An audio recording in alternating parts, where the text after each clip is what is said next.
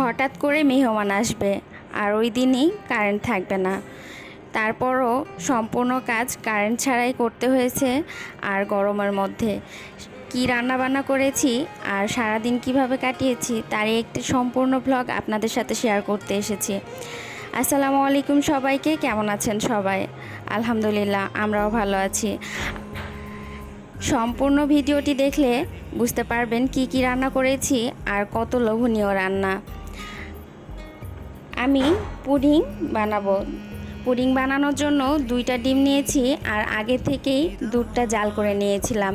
দুধ জাল করার সময় আমি খুব একটা নেড়ে দেইনি, যার কারণে উপরে সর পড়ে গেছে।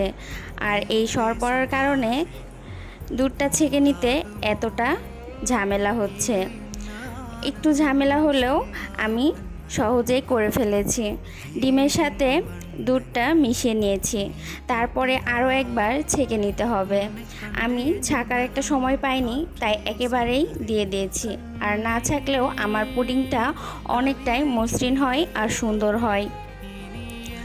আগে থেকে ক্যারামেল করে রেখেছিলাম, ওই ক্যারামেলের মধ্যে আমি দুধ আর ডিমের মিশ্রণটা দিয়ে দিলাম। আর এরপর একটা কড়াই বসিয়ে দিয়েছি। যাদের ওভেন নাই তারা এইভাবে কড়াইয়ের মধ্যে খুব সহজেই ডিমের পুডিং বানিয়ে ফেলতে পারবেন যখন তখন। কড়াইয়ে পানি দিয়ে দিয়েছি, সাথে একটা স্ট্যান্ড বসায় দিয়েছি। এই স্ট্যান্ডের ওপরে আমি পুডিংয়ের বাটিটা বসিয়ে দিয়েছি আর বাটির ওপরে একটা নোড়া দিয়ে দিয়েছি। আমাদের ভাষায় বলা হয় এটাকে নোড়া।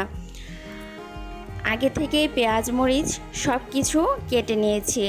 আমি যে কোনো কাজ করার আগেই সব কিছু গুছিয়ে নিই, তাতে কাজগুলো অনেক সহজ হয় আর অনেক দ্রুত করা যায়। ডিম সিদ্ধ করে নিয়েছি, আলু ভাজি কেটে নিয়েছি। আলু ভাজিটা আমি বেশ ভালোই পারি। কার কার আলু ভাজি অনেক মজা হয় কমেন্টে অবশ্যই জানাবেন। আলু ভাজিতে আমি পরবর্তীতে হলুদ দেই।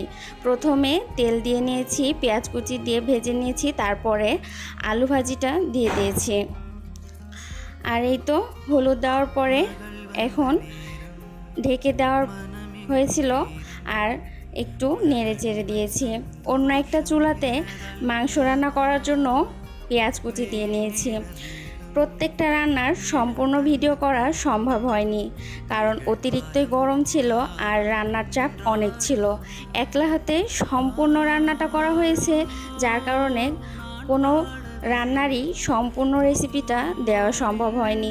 তারপরও যতটুকু পেরেছি চেষ্টা করেছি। রোস্ট রান্না করব। রোস্ট রান্না করার জন্য আমি মাংসের পিসগুলো ছোট ছোট করে কেটেছি। সদস্য সংখ্যা বেশি হঠাৎ করে এসেছে, যার কারণে রোস্টের পিসগুলো আমি ছোট করে কেটে নিয়েছি। এই তো রোস্ট কষিয়ে নিচ্ছি। কষানো হয়ে গেলে আমি পানি অ্যাড করে দিব। আজকের রোস্টটা একেবারে অন্যরকম মজা পেয়েছি। অনেক মজা হয়েছিল আর অনেক ক্রিস্পি হয়েছিল। কার কার রোস্ট পছন্দ? আমার তো ভীষণ পছন্দ। রান্না করার সময় অনেকবার মায়াবতী জ্বালিয়েছে, তারপরেও তাকে সামলেই সম্পূর্ণ রান্নাটা করেছি। পেঁয়াজ বেরেস্তা দিয়ে দিচ্ছি রোস্টে। পেঁয়াজ বেরেস্তাটা আমি আগেই করে রেখেছিলাম। আর এই তো আমার রান্নার ফাইনাল লুক। খিচুড়ি, পোলাও, গরুর মাংস, ডিম ভাজা, আলু ভাজি, রোস্ট, এই আয়োজনটুকু করেছি। অল্প সময়ের মধ্যে সব কিছু রান্না করেছি।